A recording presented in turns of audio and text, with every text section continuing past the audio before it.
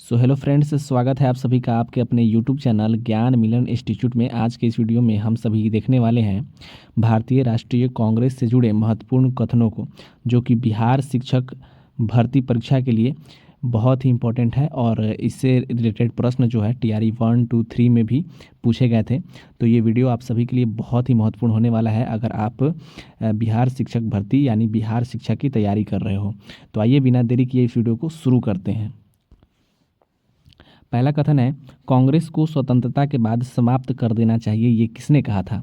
तो ये कहा था महात्मा गांधी ने। जी हाँ, याद रखिएगा, कांग्रेस के स्वतंत्रता के बाद समाप्त कर देना चाहिए, ये कथन किनका है?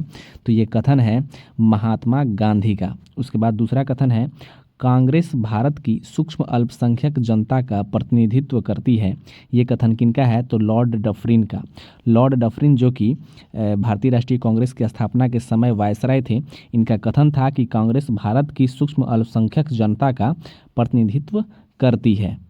यहाँ देखिए, कांग्रेस के लोग पदों के भूखे राजनीतिज्ञ है, ये किसने कहा था? तो बंकिम चंद्र चटर्जी ने कहा था। याद रखिएगा, कांग्रेस के लोग पदों के भूखे राजनीतिज्ञ है, ये किसने कहा था? बंकिम चंद्र चटर्जी ने कहा था। उसके बाद अगला है, कांग्रेस का जन्म सुरक्षा कपट के सिद्धांत के तहत हुआ है, ये किसने कहा था?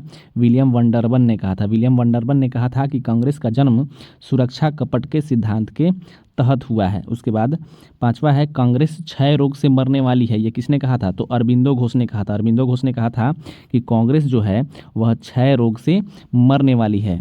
जी हाँ। उसके बाद में अगला कथन हमारा है, अगला कथन है 6 नंबर कथन है हमारा कि जब से मैं भारत आया हूँ मेरी यह नीति रही है कि मैं किसी भी तरह कांग्रेस को नपुंसक बना दूँ। ये कथन किनका है? तो ये कथन है लॉर्ड कर्जन का। जी हाँ, याद रखिएगा, जब से मैं भारत आया हूँ मेरी यह नीति रही है कि मैं किसी भी तरह कांग्रेस को नपुंसक बना दूँ। ये कथन किनका है?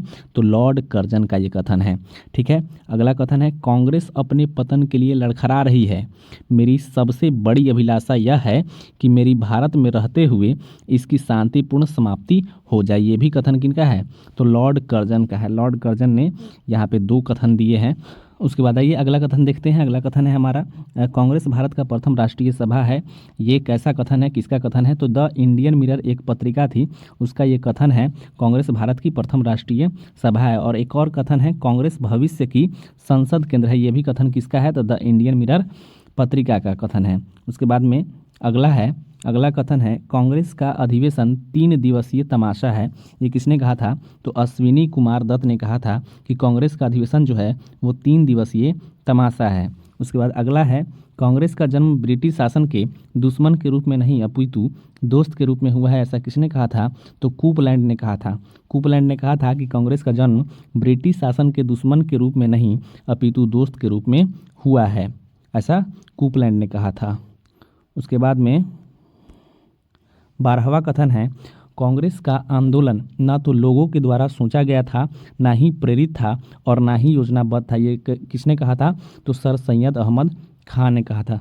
सर सैयद अहमद खान ने कहा था कि कांग्रेस का आंदोलन ना तो लोगों के द्वारा सोचा गया था, ना ही प्रेरित था और ना ही योजनाबद्ध था।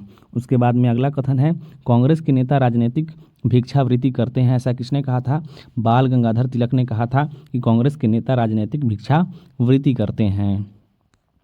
उसके बाद में अंतिम कथन है हमारा कि हुम स्वतंत्रता के पुजारी थे और उनका हृदय भारत के लिए रोता था। ऐसा किसने कहा था? लाला लाजपत राय ने कहा था कि ह्यूम स्वतंत्रता के ह्यूम जो थे वो स्वतंत्रता के पुजारी थे और उनका हृदय भारत के लिए रोता था। तो फ्रेंड्स, अगर वीडियो अच्छा लगा हो तो चैनल को सब्सक्राइब कर लेना और आप सभी जो है हमसे जुड़ जाएं ऐसे ही वीडियोज़ के लिए। Thank you so much. मिलते हैं किसी अगले टॉपिक के साथ।